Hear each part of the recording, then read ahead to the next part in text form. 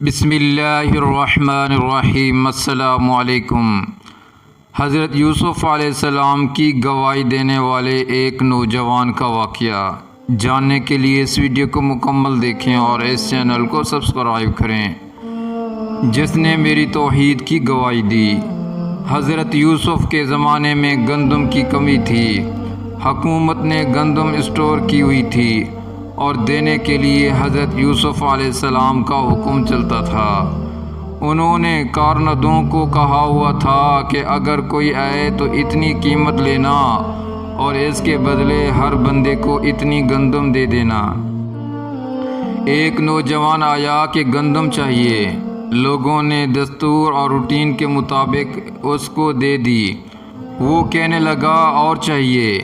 انہوں نے کہا بھائی ہم تو ایک قانون کے مطابق دیتے ہیں، تجھے اگر زیادہ چاہیے تو پھر یوسف کے پاس جا، ان کے اختیار میں ہے، وہ جس کو چاہے جتنا دے دے۔ وہ نوجوان حضرت یوسف کے پاس آیا، حضرت مجھے اور گندم چاہیے۔ انہوں نے دلوا دیا۔ وہ کہنے لگا حضرت اور چاہیے۔ خدا کے بندے اتنی گندم انہوں نے بھی دی، اتنی گندم میں نے بھی دلوائی، اور مانگتا ہے، تیرا جی نہیں بھرتا۔ اس نے کہا حضرت آپ کو پتہ چل جائے کہ میں کون ہوں تو آپ مجھے بہت زیادہ دیں۔ جب اس نے یہ الفاظ کہے تو حضرت یوسف علیہ السلام متوجہ ہوئے اور پوچھا تو کون ہے؟ اس نے کہا حضرت جب زلیخا نے آپ پر بہتان باندھا تھا تو جس چھوٹے بچے نے آپ کی پاک دامنی کی گواہی دی تھی وہ چھوٹا بچہ میں ہی ہوں، اب بڑا ہو کر جوان ہو گیا ہوں۔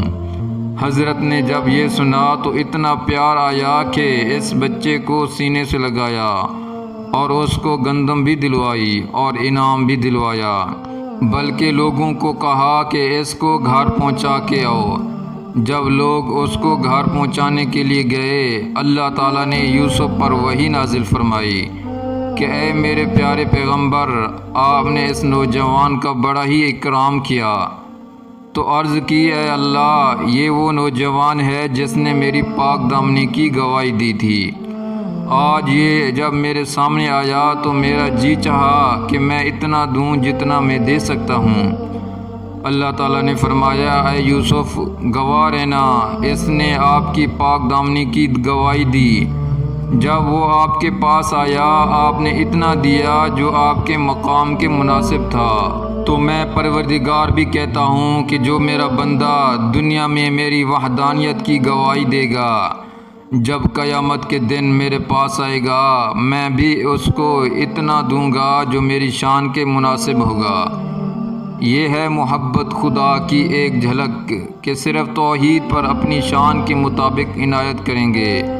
تو اگر توحید کے ساتھ دل محبت سے بھی جھلک رہا ہو تو کس قدر نوازا جائے گا، اندازہ نہیں لگایا جا سکتا۔ سبحان اللہ۔ اس ویڈیو کو لائک کریں، شیئر کریں اور اس چینل کو سبسکرائب کریں۔ جزاکم اللہ خیرا۔